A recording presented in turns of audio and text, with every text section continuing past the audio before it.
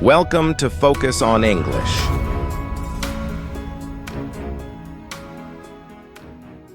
Vedanpur was a quiet little village, embraced by peaceful and picturesque mountains. Among the villagers lived a young man named Raghav, handsome, clever, and full of potential, but utterly uninterested in using it. While others toiled in the fields, learned new skills, or helped their families build a better life, Raghav would spend his time sleeping late, wandering aimlessly, and chatting about dreams he never chased. Many in the village would shake their heads in disappointment. His father had once been a respected carpenter, his mother a wise herbalist, but Raghav, he was known for his excuses more than his actions. Time is in my pocket, he often said with a laugh, tossing a pebble into the lake. What's the hurry? Little did he know. Time was quietly slipping through his fingers, like water he could never hold on to. One morning, the villagers awoke to a peculiar sight.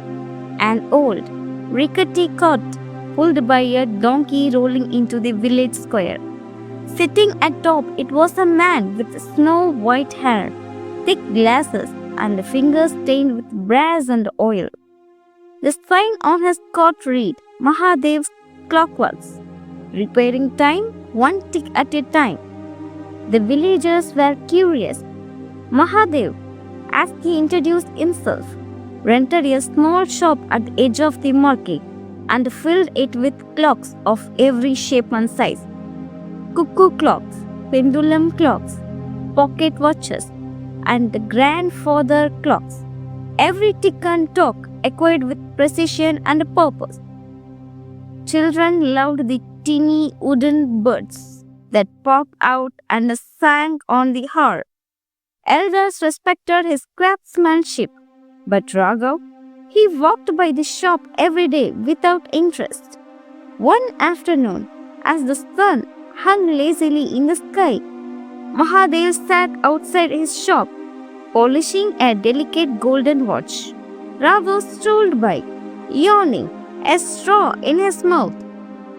You have time to waste, young man, Mahadev said without looking up. Raghav smirked. And you spend all day counting it? Mahadev glanced at him, his eyes shot behind those thick lenses. Would you like to try something different today? What? Come in. I have something for you. The shop smelled of old wood, metal, and a mystery. Mahadev reached behind his counter and brought out a beautiful pocket watch. It was old, yes, but gleaming. A brass case etched with delicate patterns, and a second hand that danced with life. This, Mahadev said, is for you. Raghav raised an eyebrow. Why? Mahadev smiled. Because you are the one who needs it most. This isn't an ordinary watch.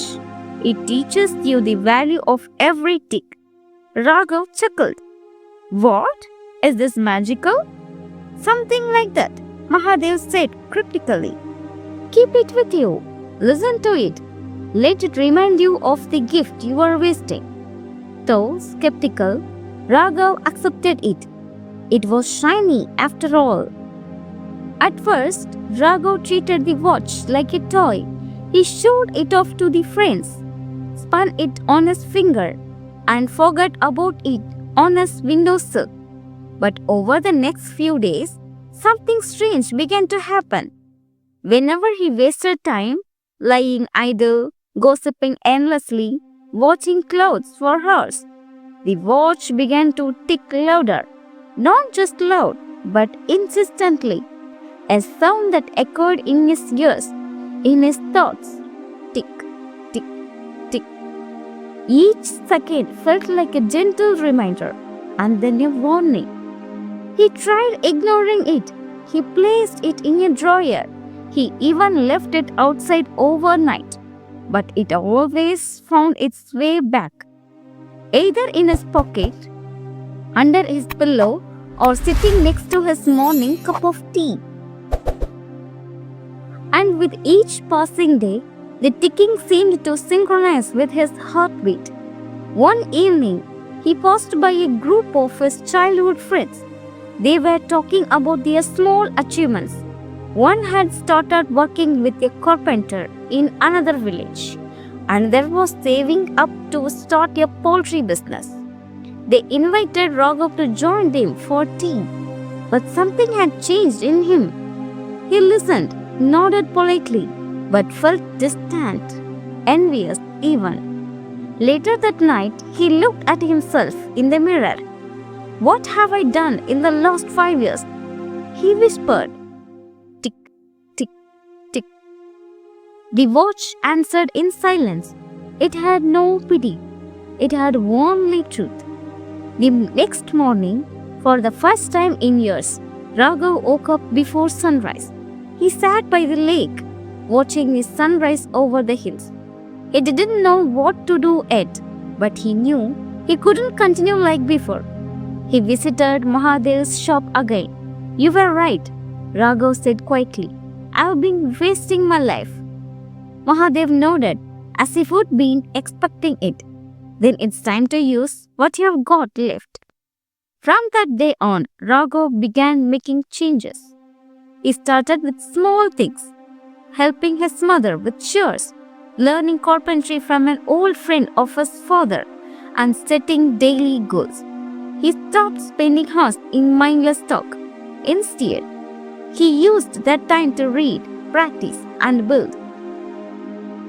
The pocket watch still ticked, but now it was like a rhythm pushing him forward. It wasn't easy. Some days he wanted to give up. Some nights he questioned whether change was worth it.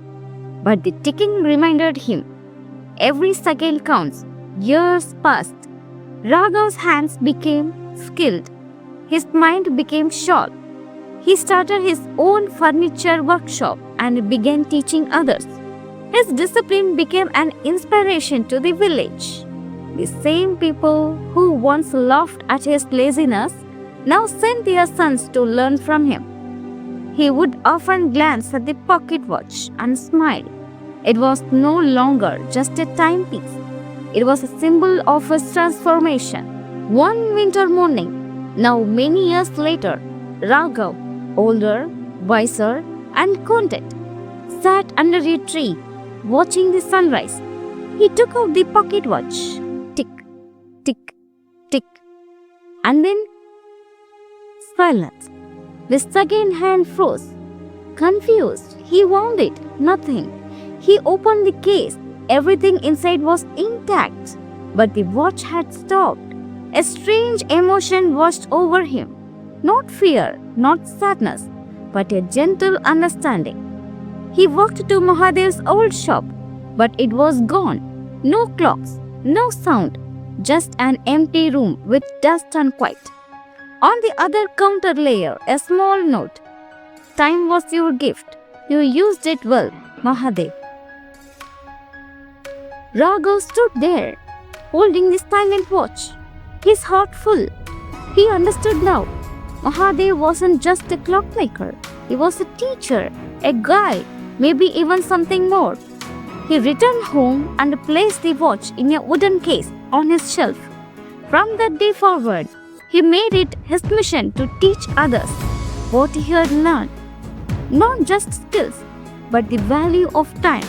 He mentored young villagers, helped them find purpose, and reminded them with every tick of their own hearts that time is most valuable thing they will ever own. Moral of the story: we all have a gift, time. It doesn't come with instructions or guarantees. What you do with your time determines what you become. Like Raghav, you can waste it or you can transform with it. Once lost, time never returns. But once respected, it opens door to every dream you ever had.